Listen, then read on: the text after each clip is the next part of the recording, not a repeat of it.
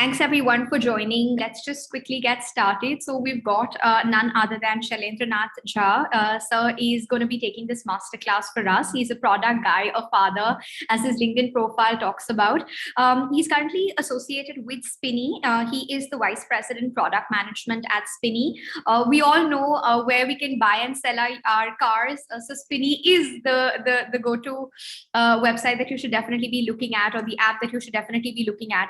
But before we get started, I have a question for you, sir. Tell us a little bit about a packet of Lays. I was getting very intrigued about a packet of Lays. I was just trying to read more about it. So this is a book to just set the context. A packet of Lays is a book that has been written by sir. So tell us a little bit just to break the ice about the book, and then of course over to you. I'd let you spearhead the conversation and take the masterclass forward. Sure, I'm glad that you started on that packet of Lays bit. Because I definitely was not going to talk about it. But yeah, that's a book which I wrote taking advantage of the fact that everybody had got slightly more time in this pandemic, that you were working from home, you were managing those time when you would spend on commuting, etc. So this story I always had in mind. It's a real story, by the way. It happened to me when I was in my college. So I just put it down. It's a story of one day where everything went wrong for me. Finally, it ended up like all Bollywood kind of stories. It ended well. And it's about me and my girlfriend then, but now my wife. So, I could share it openly because now we are married and stuff. But it's a romantic story. And, you should definitely go ahead and read that one day story, Packet of Lays. It's available on Amazon on Kindle.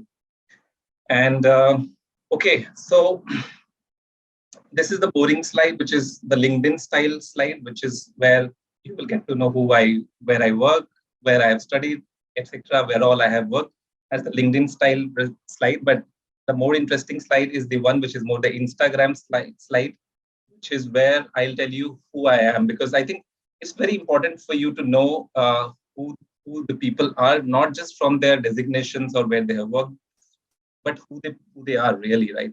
And I'm a firm believer of that. So to start off, I'll say that I'm somebody who has orthogonal tastes. So this picture in between, you can see the left brain and the right brain.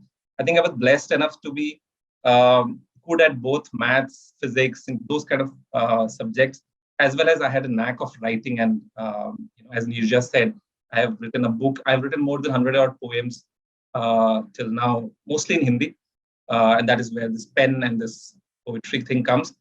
And I think in hindsight, product management happened to me for the right reasons, because, product management is not just about the either left brain or being right brain. It's not about design and customer experience only, and it is not about analytics and technology only. It is actually an amalgamation of both, which I figured out when I was at ISB in 2010-11, where product management, I think back then, when I joined Make My Trip right out of ISB, I don't think there would be more than, say, 50 or 100 product managers in the entire country, because, it was only 4 or 5 companies who understood what product management is. Make My Trip happened to be one of those. Info, it was there, Yahoo, Google, etc. So, that's I think I'm lucky enough to have got an entry into doing product management very early, when not many people knew about it, and learned things grounds up. And that is where the topic around this session, which is learning from product principles or product thinking from first principles, actually makes sense. The pictures you can see on the left, these are the two beautiful ladies in my life, my daughter and my wife. I'm a big cricket fan, and I've traveled a lot of places. And marrying cricket and travel, you know where I'm going. I have actually visited a lot of stadiums, watching cricket matches, both in India as well as outside. And that Shah Rukh Khan image right there on the top, all of you who are judging me for that can just leave this right now, leave this webinar. I'm joking. I like him as a person, as a businessman, not just as an actor, but as a human being, as an entrepreneur. I think he would be a very good product manager if ever he plans to become one. But yeah, please don't judge me for liking Shah Rukh Khan. All right. So this agenda, this topic, today's topic is going to be on product management using first principles. And I have actually presented this content a couple of times before, also in more than a couple of times before. And I'll be happy if both ways I am happy. If you have already seen this presentation before, I'm super happy because that means I'm very famous. But if you haven't seen this presentation before, then also obviously I'm happy because you will get to know something new today. And I trust you. I'll try to make it interesting and very lively and very practical because I'm that sort of a guy. Don't believe much in theory, more in practical. So the agenda today is we'll talk through what is the thumb rule of new product development. And why I'll tell you that is that most of the companies I work with, be it Make My Trip, Magic Bricks, nearby, the famous Ankur Warikoo company, then Max Life Insurance, and right now it's Spinny. Most of the times I have handled products which were built 0 to 1. So those of you who don't understand this terminology, so their product, either you can build 0 to 1, or people say 99 to 100 or 1 to 100 or whatever. Essentially, that means it's a blank slate. You have to create something on ground up versus something which is already built, and you have to just keep improving the experience. And both are meaningful, but both require different muscles to be better at. I have been fortunate enough to actually work a lot of my time in doing new product development, which is 0 to 1. And this is where I think I was almost forced to learn using first principles, and I'll tell you how. And then I will talk about what exactly is first principle thinking. When have I used first principle thinking? We'll actually have a case study, which I will talk you through, where I applied that thinking, and hopefully some of that will be meaningful to you in whichever way, whichever domain or whichever industry or whichever company you work for. So, as a thumb rule of new product development is whenever you are going to a new industry, or because, as product managers, we are not tied to an industry. It's not like I'm a product manager of fintech, then I'll always be a product manager in fintech. Or if I have a product manager in travel, I will always be there. In fact, for me, you can see my example, I've never worked in the same industry again. And that's a conscious choice. I could have said that, after Make My Trip, you can go to booking.com or Expedia or things like that, or Oyo. But I intentionally took a decision that I will not work in the same industry again and again, because, every industry tells you something, and you can use some of the concepts from a particular industry back to the other industry. But the fundamentals of product management do not change, because it's the same user who is actually using Zomato and Uber and Magic Bricks and Make My Trip and other things. User remains the same. The devices, the technology remains the same. The consumer behavior remains the same. Obviously, the use cases differ, but that is more for the business guys to solve. You are there to understand the customer, the consumers, and what are the pain points which you have to solve. So nothing is obvious as rule number one, and you have to question everything. When I joined, say, life insurance, company, and I used to ask a lot of basic questions around insurance, right? And there were people who were like 50 years, 55 years, they spend all their life in insurance, and like, Acha, ye ladka aaya hai, he will tell us how insurance is done, right? These are the questions which you have to ask, because you are new to this industry, and unless you understand how is it done and why is it done, things would have changed over time. So you have to question everything. Nothing is obvious, right? Second is you have to start with the end goal and not with the constraint. Whenever you go ahead with a certain idea or a certain solution, everybody will say, oh, we have tried this before. This doesn't work. Or you don't understand.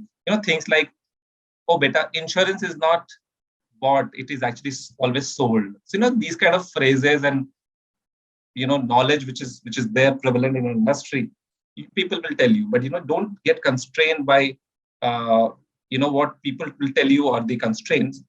Think about what is the end goal. What is the right thing for the customer? Always think about that.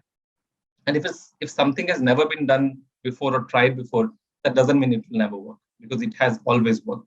Insurance, again, I'm using insurance again and again because that was like my previous company, and it's very fresh in my memory. And also because of the pandemic, so people used to say insurance cannot be sold online because and the agents have to actually visit the customer in their house to sell it. With pandemic, everything has changed. Now nobody's meeting each other, and people are still carrying on, and business is still happening, and maybe better than how it was happening before. And last but not the least, think from first principles basis. Now, what exactly is first principles, right? And my favorite example of explaining what our first principle thinking is, the difference between a cook and a chef. And can any of you tell me what is the difference between a cook and a chef? You can just type in the chat box so that I know you guys understand. I'm sure many of us in the pandemic, especially people who are not staying with their family, uh, would have become cooks. Everybody would have cooked something. I have cooked a lot of new things which I never knew I could cook. But does that make me a chef? There are people who are writing, cook is anyone who cooks. Chef is one with professional expertise. Okay. Chef can create new dishes, but cook will make usual stuff, right? Chef makes cooks basically single entity. Okay. All right. So some of you are right. Yeah, I'll tell you. See, a cook is somebody who will create something which has already been created, right? So a dum biryani or a pasta of certain nature or gajar ka halwa or whatever, which has already been created, which the recipe exists. You go to the recipe, follow it literally, or it's open YouTube nowadays. YouTube is the master recipe of everything, and create whatever steps they are telling you. Just go ahead and do it. Everybody can become a cook. Anybody can become a cook.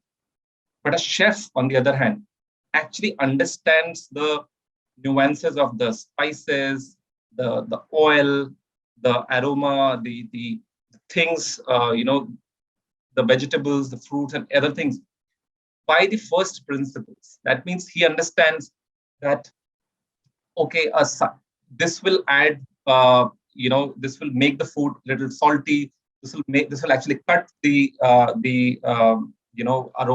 This will actually enhance the aroma if you mix these two things to create something else. Why is he able to do that?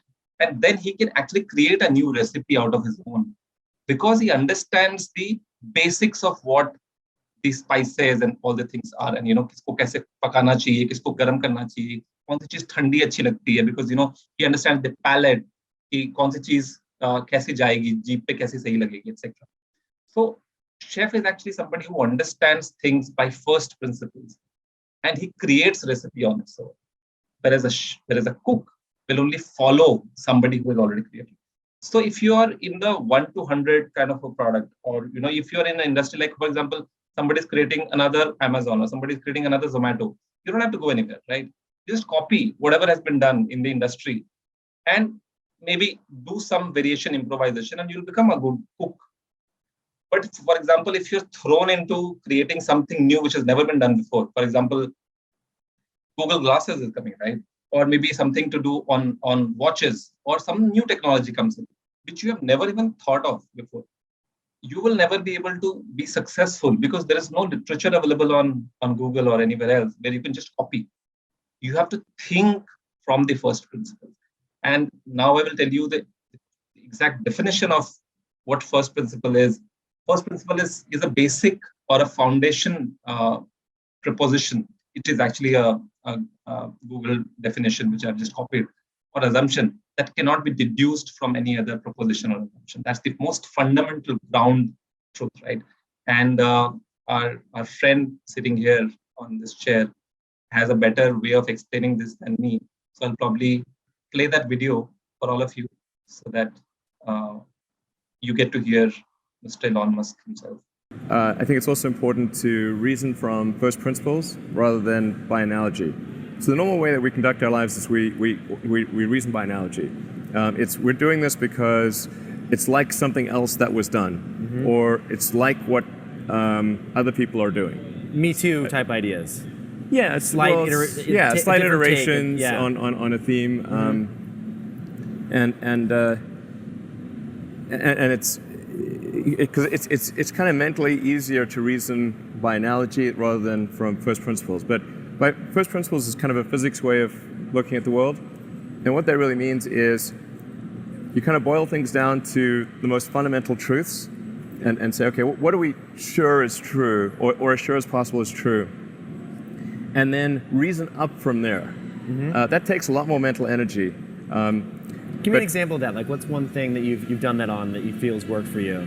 Sure. So somebody could say, in fact, people do, that battery packs are really expensive, and that's just the way they'll always be, because that's the way they've been in the past.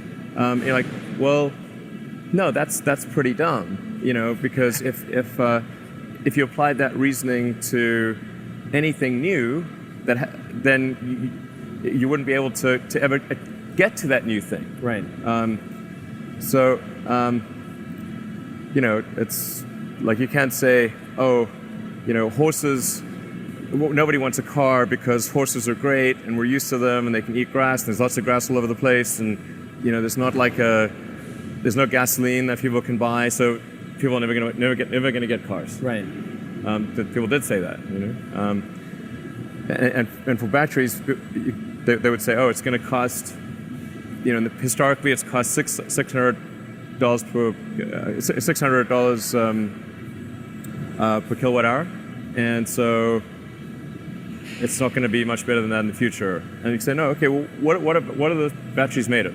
So first principles would be to say, okay, what are the material constituents of the batteries? Mm-hmm. What is the spot market value of the material constituents? So you can say, okay, it's got cobalt, nickel, aluminum, carbon, and some polymers for separation, and a steel can. So break that down on a material basis and say, okay, what if we bought that on the London Metal Exchange, what would each of those things cost? Like, it's like $80 per kilowatt hour. Mm-hmm. So clearly, you just need to think of clever ways to take those materials and combine them into the shape of a battery cell, and you can have batteries that are much, much cheaper than anyone realizes. So yeah, you saw what Elon Musk was saying, right? So basically, he explained it beautifully that if you will actually get stuck with whatever is given to you, you will never be able to understand what are the core constituents of it, and you will never be able to reason by first principles. So when I apply that first principle thinking to product development, this is what I came up with. That whenever I look at a particular product or an industry which I've never worked in, I've never worked in any new industry, and whenever I get to work there, what I do is I break it down into simple steps. One is, what is the current state? You understand what is happening right now. What is the BAU? And then what is the desired state. Where is it that you want to reach in terms of the product or customer's experience or whatever, right? And then you start understanding, which is the very famous why ladder, right? Which is called peel the onion, or the why ladder famously, where you keep asking questions why, and then why, and then why. And typically between 3 to 5 or even 7 whys, you will get to a very fundamental reason as to why. You will get an answer of why this is happening, right? Or what is the problem exactly. And give you an example to elaborate this further in the next slide. But you do this why ladder, keep asking questions. Don't get stopped. Remember my first slide where I said that somebody will tell you that, it doesn't work like this, but don't feel afraid to ask, why does it not work like this? Because, maybe it did not work because of a certain reason back then, but today everything could have changed, etc. Right? Then with that, you have some hypothesis that, I'm going to work on that final why, and, these are the hypotheses which I'm going to test this, iterate, never get stuck to the solution, and then go back to to step 3, which is testing your hypothesis, and keep doing it until, either you have validated or invalidated the hypothesis. That seems very simple and logical. And I'll actually tell you, but it's very difficult because, whenever you are given a problem, our first instinct is to actually look for analogical solutions.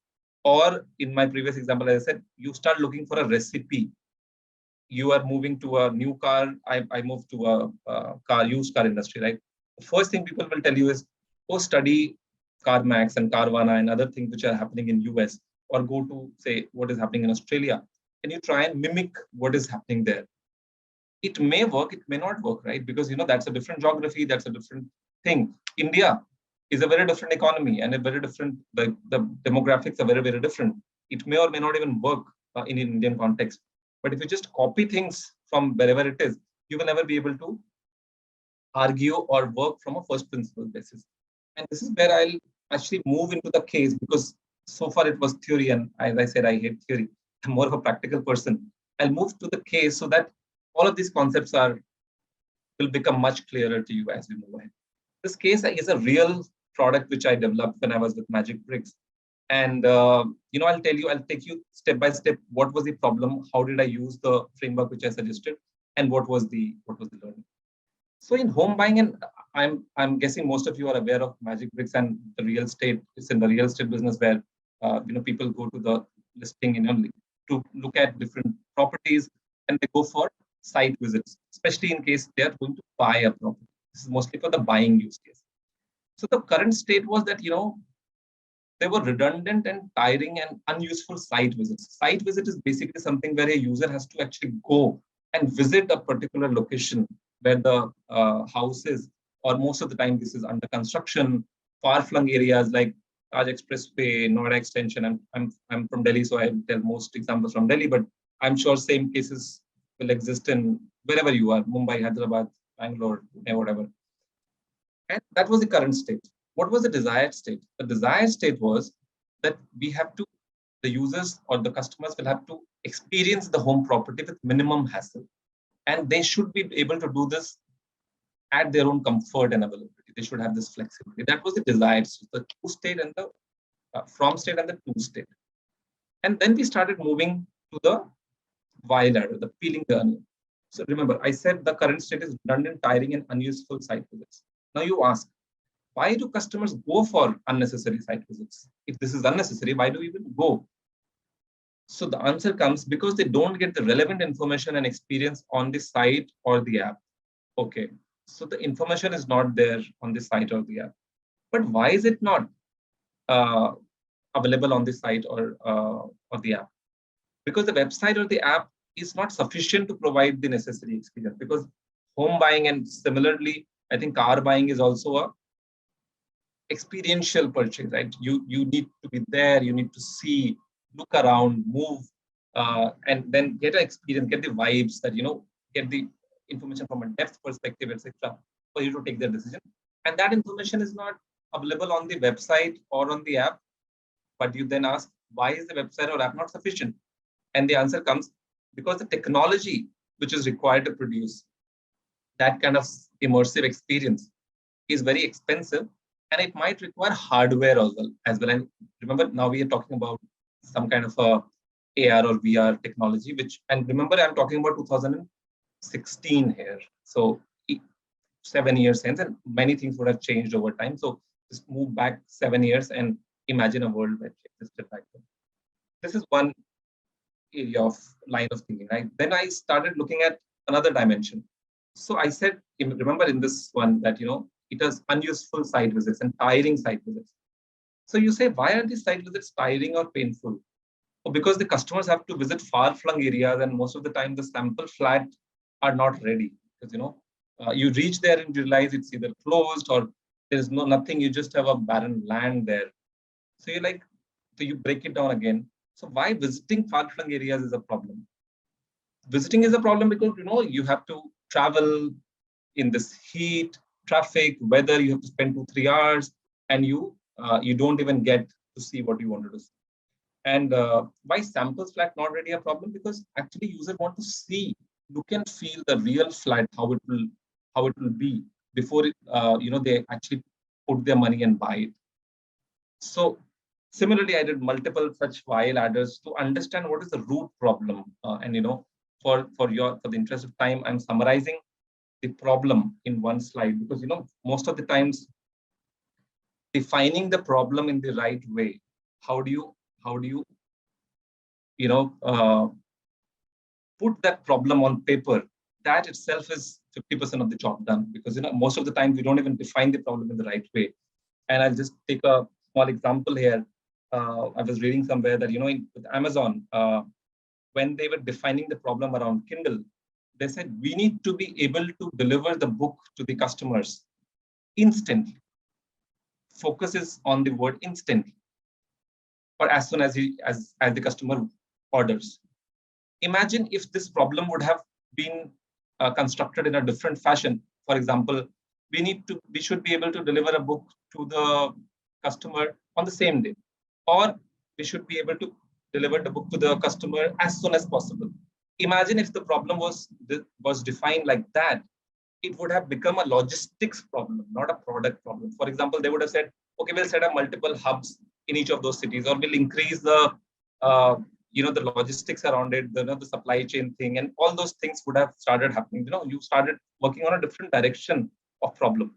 But the moment the problem was defined as we need to be able to deliver the book instantly, this is where Kindle thought actually emerged, right? Because instantly, the only solution is you have to deliver it through the wire, right? Through the internet. And then somebody came up with the idea, okay, why don't we even create something which will look and feel like a book, but it's not a book. But that's a different story. That's for another session.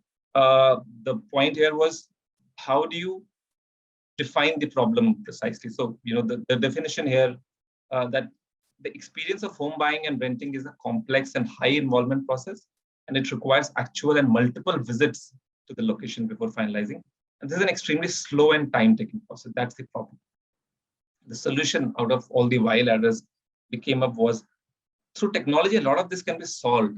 However, if there is a place where users can come and experience the property so that they don't have to go and visit far-flung areas. And then there are some gadgets and equipments required to facilitate that kind of experience. And because it's expensive, it cannot be delivered over a phone or an app. We'll have to create that experience in one place and allow people to come there, like a physical place. And there they can, come and explore different properties. And this is the genesis of what we delivered, the product called as the Experience Center. This is the first image of that which we created. And we said that, we'll actually create experience centers across the country at multiple hubs, like the airport or the railway station, the malls, etc., where we will have all the necessary hardware and gadgetry there, so that people, in their own convenience, whenever they want, they don't have to go to far-flung areas in this heat. They just can walk into a mall which is nearby in the comfort in AC. And most of the times when people are just, you would have seen nowadays people don't go to malls. I think people do, but I have stopped going to malls. But whenever I did, I was mostly alone. That my wife would go and start shopping. Sorry for being sexist there, but she would go and start shopping there, and I was just sitting alone and doing nothing, maybe doing something on my phone. Imagine those people, and that's the perfect TG which you are targeting. If this is available there, they could just go visit the experience center, look at the different properties through AR and VR technology, and I'll show you how it was done, and then get a sense of what that flat would look like without actually having the need to go to the far-flung area like that. And again, for this conversation, for this discussion sake, I will limit my discussion and examples to the software and not talk about hardware and fabrication. Those were also something which was very different.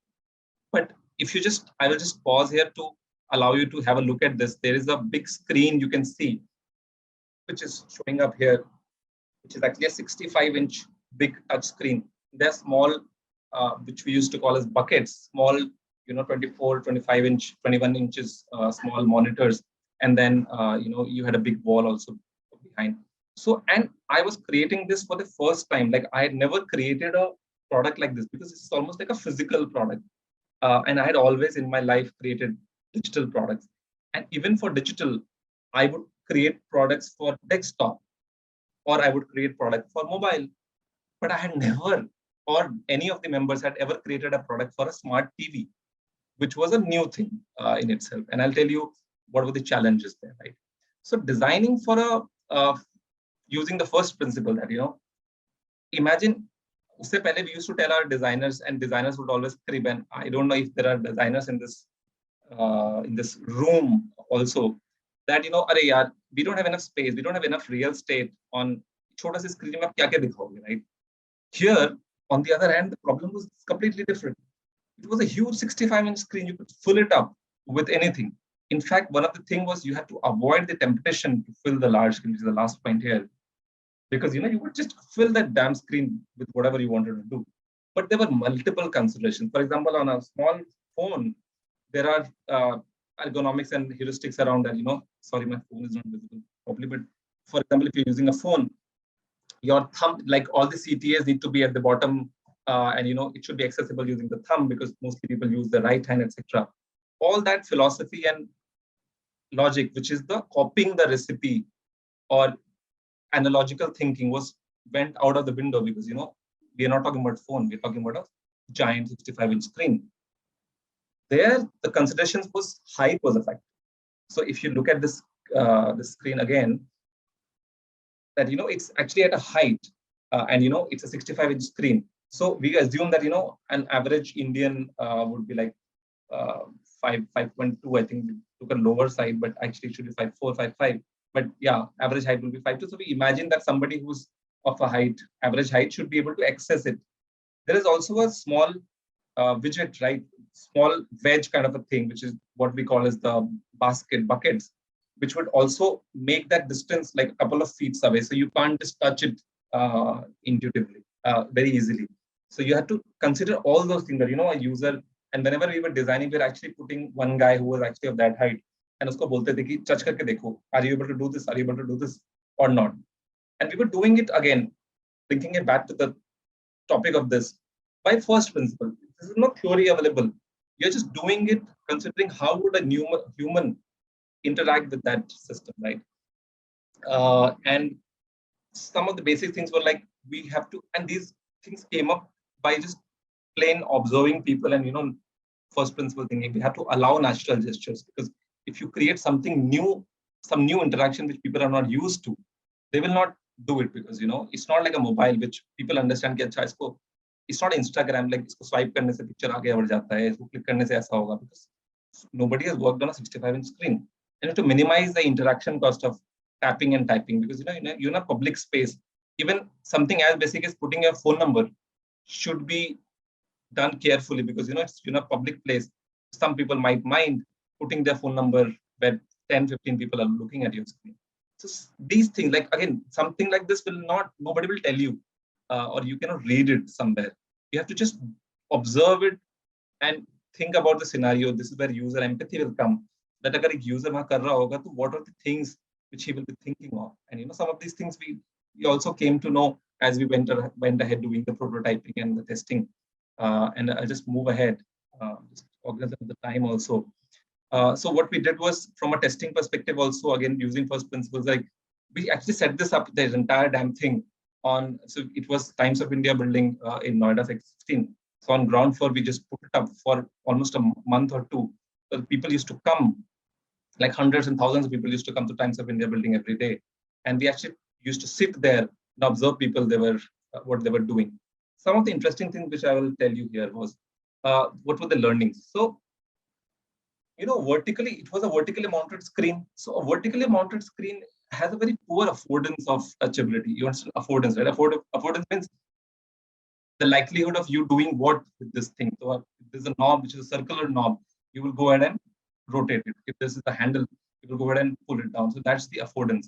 So affordance of touchability, like if you look at a vertical screen, typically these are considered to be billboards or moving screens which you don't touch. You don't go to an airport and if there's a screen, even if it is moving, you don't go and touch it, because you will look like a fool that you're going and touching it, playing it like a kid. But we actually wanted people to go and touch it. But how do you tell this to a user that you should touch it? So there were two options, right? One was that you actually incline it at a certain degree, because the moment you incline it at a certain degree, it gives you a feel of like an ATM machine, right? Which you touch. So suddenly you've increased the affordance of that being touched. But that was not possible because we had moved ahead in our fabrication bit, and it was no longer possible to change the design all of a sudden. The other option was this, which is what we did. We actually put a giant hand on there, and it was actually like an animated file. So it's not showing up there, but it's like a GIF file, and there were ripples moving there, and hand would move like this. And we also said that, so naturally, the moment you see a hand there, and we then tested it out, there are a lot of people who would just go and put their hand there. And we also wrote it just to make it very, very obvious that, place your hand to get started. People would just go, touch that, and they used to get started. and we also told through on the, because it's not a standard product which people will know what to expect this or what to expect from. So we just put it on top that, what are the steps in this entire journey? You have to search, you have to shortlist, you have to compare and get an activity report. Because that was the flow. This was the screen which you can see. We've made it very, very different from what a desktop or a mobile screen would look like. Gave a very magnificent view, like map on the background, and starting with this. And some bit on the prototyping that, first of all, I think prototyping for a physical product is very, very difficult because, it's not like code. कि ये लिखा है तो इसको, and I'm trivializing that. I'm a software engineer also, by the way, and please forgive me, all the engineers who are there on this call. But it's not like some code has been written and you have to edit it. गलत हो गया तो change कर दिया, copy paste करके दूसरे में ले लिया, या फिर use it as a module or a function other way. Physical products में तो अगर कुछ गलत हो गया तो you have to just scrap it. It's like literally not possible to copy paste it. Control Z नहीं होता physical product. So it was very difficult, and you have to be very hands-on with the development work. And I'll tell you what I did there was also, and you have to be as modular as possible, so that you, again, this concept comes from programming only, that you make it more modular so that each of those components can be handled differently. Because we also knew that we had to transport these things to different parts of the country. So pura ka pura, it used to weigh, if I'm not wrong, around 1,000 kg, that entire unit. So pura ka pura utha ke to nahi ja sakte truck mein. So we had to break it down, make it modular so that it can be assembled and disjointed at minimum fuss. So some of those slides, some of those pictures I still have around. These were the original sort of wireframe of a physical product. You will never get to see these things in a digital product. Like, how did we actually create? It reminded me of my engineering drawing days. All those engineers who are sitting here can relate to this. That front view kaisa hota hai, top view kaisa hota hai, side view, and this was the first time actually I got to use and deploy some of those thinking and knowledge of engineering drawing there. And then we came up with this kind of structure. Some of the things was, this was an example of how you have to be on top of the thing. Right? You have to go and visit it. It's almost like doing sprints, right? And you do daily check-ins and you do daily stand-ups with your teams. Almost like this. This was actually getting developed in some place in Okhla, and our office was in Noida. I used to go there almost every 2-3 days, just like a check-in there. And one day, this guy who was the contractor there, he sent me a picture saying that it was still the skeleton, and he said, when I'm standing there, the height on top of me is just around 1.5 feet or so. So when it will come up, it might be very claustrophobic, and you will not have enough space on top. And I went there, I checked it, and like, yeah, you're right. And we just quickly, you can see maybe some welding done here on the right side. We increased that by 1 feet or something more. That could be done because you were still in the prototyping phase. Like, you were hands-on, you were there. Had it been generated, developed, then it would have been very, very difficult to dismantle it and do it again. So you have to be very hands-on with these things. And this is, again, I'm saying, see, all of these things, nobody will tell you as a rule that, you have to do these things. You have to learn by first principle that, what is the right thing to be done. Even from a development perspective, you have to be there with the team to support them.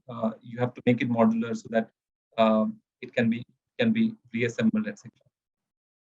Some of these are not images, or these are not like colors, etc. They were real stuff which was supposed to be put, like the tiles, etc.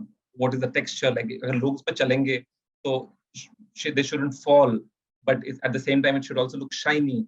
Almost like civil engineering kind of work also I did in that stint. Some of those images from very basic steps to finally this, and eventually we came down to created the final thing, which I have a small video.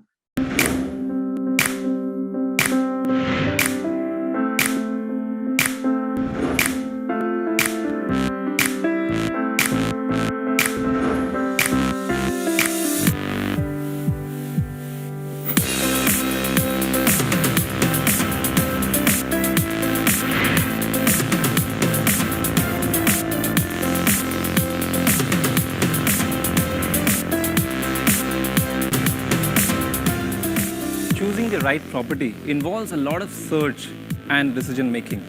What if we can make it easier and actually turn it into an experience? Magic Bricks is here with a new cutting edge technology which will change the way people do property search. The entire Magic Bricks Experience Center is divided into 4 sections. It all starts with this huge 65-inch display panel in which a user can search, shortlist, compare, and finally get an activity report. And it all starts with a simple touch.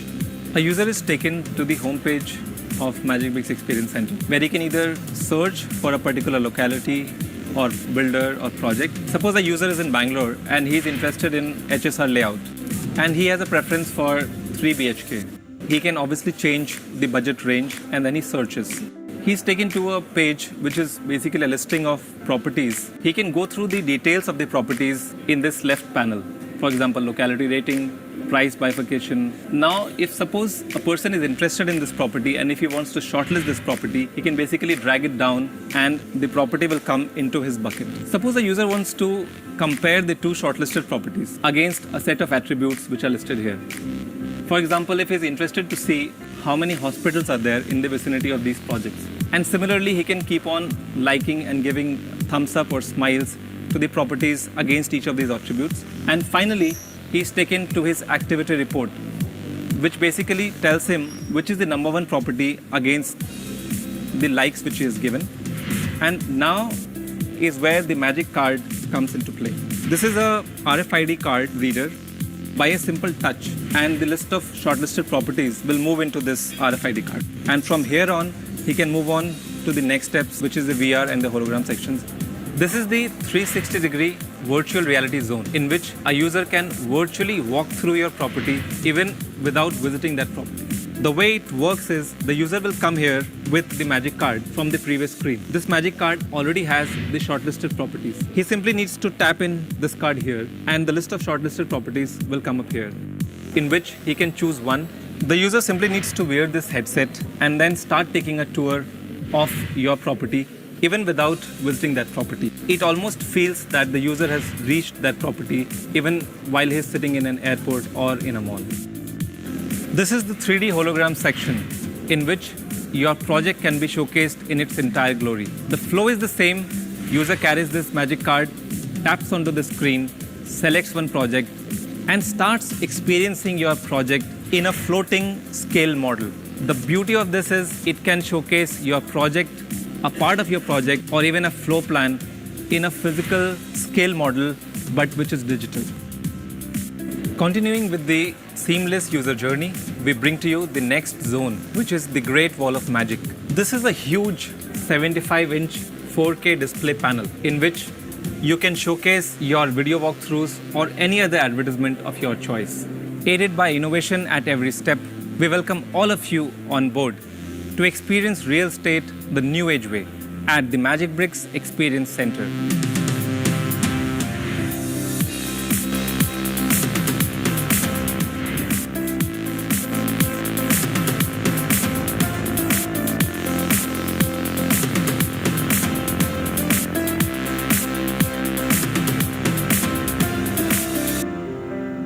That was the video, the final thing which I want to share, and I'll just have one last slide on what are the learnings, and I'll just try to summarize that, whenever you are faced with any new or completely different industry or situation, don't get rush into analogical solutions, etc. Right?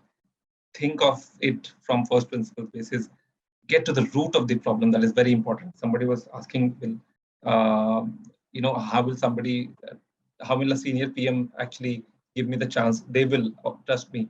I am a senior PM. I am the VP, by the way. So I also give a lot of chance to people who come up with fresh ideas and fresh solutions.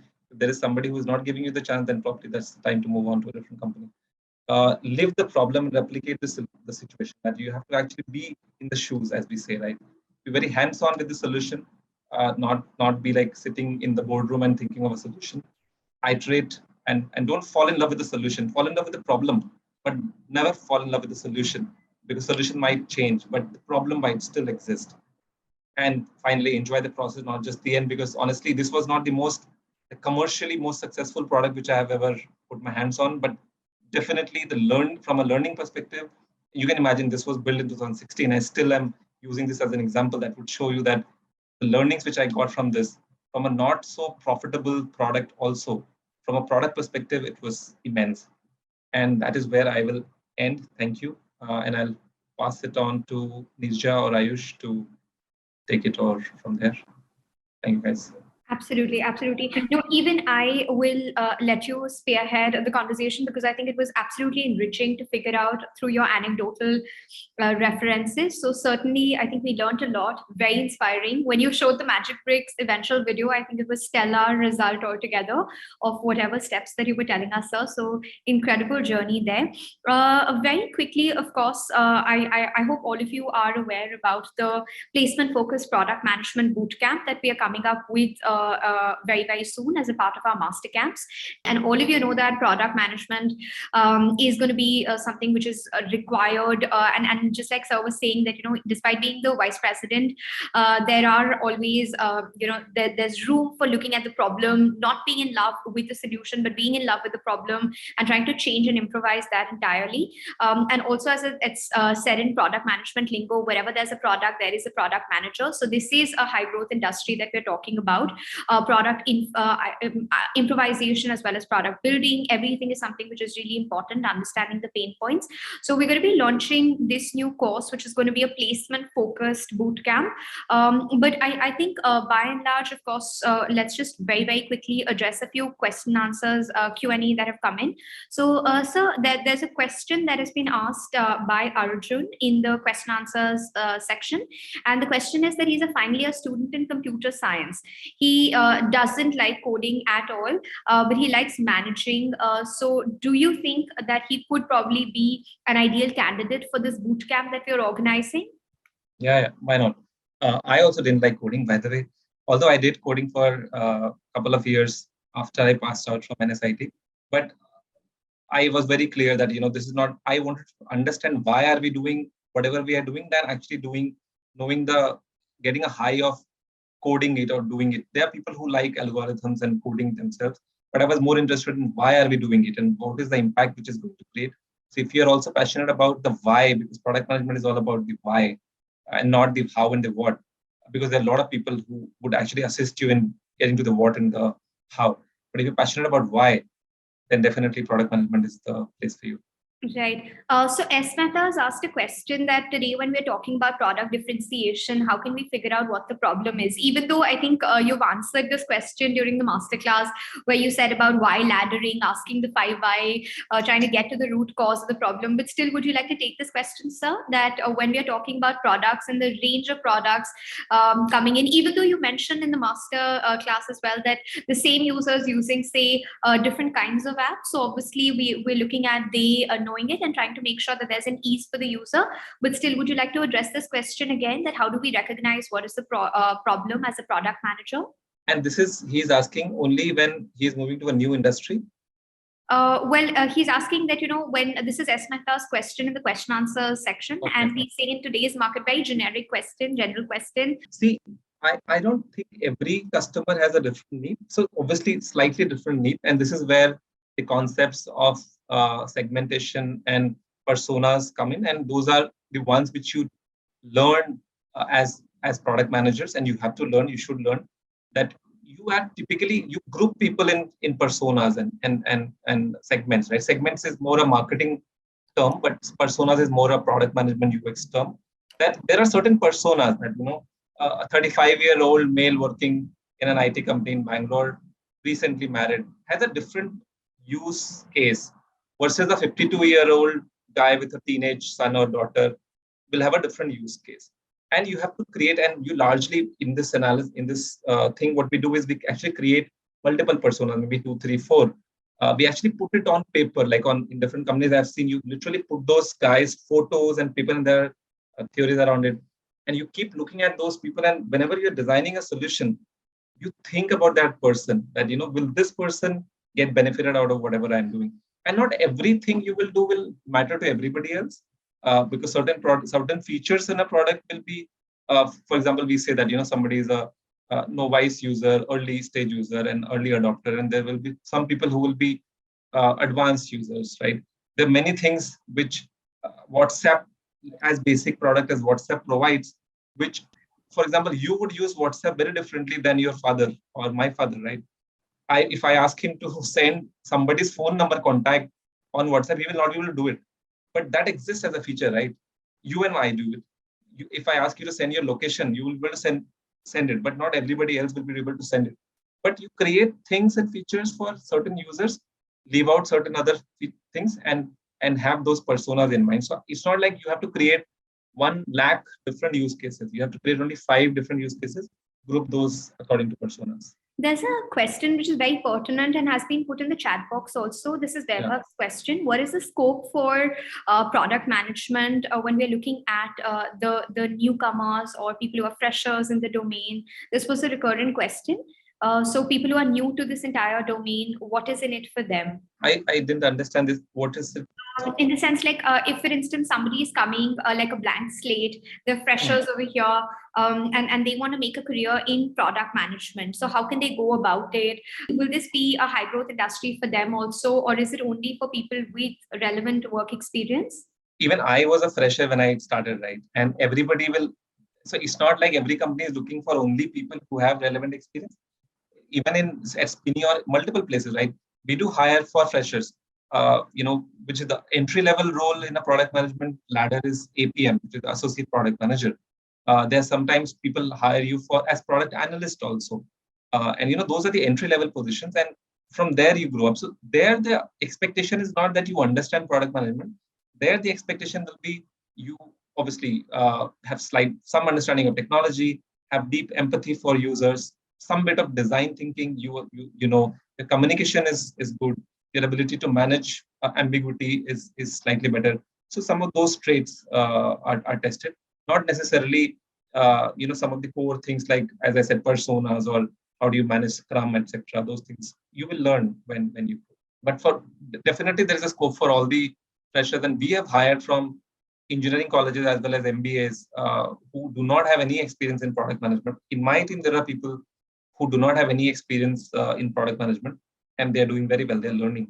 Absolutely. There's a question that has been posted by Yash Bhandari. I'll quickly answer this, that when would the bootcamp start and when would it end? As you're able to see, Sir's also shared the screen.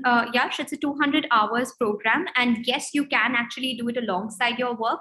That is what these mastercamp bootcamps have been organized to make sure that you're upskilling yourself.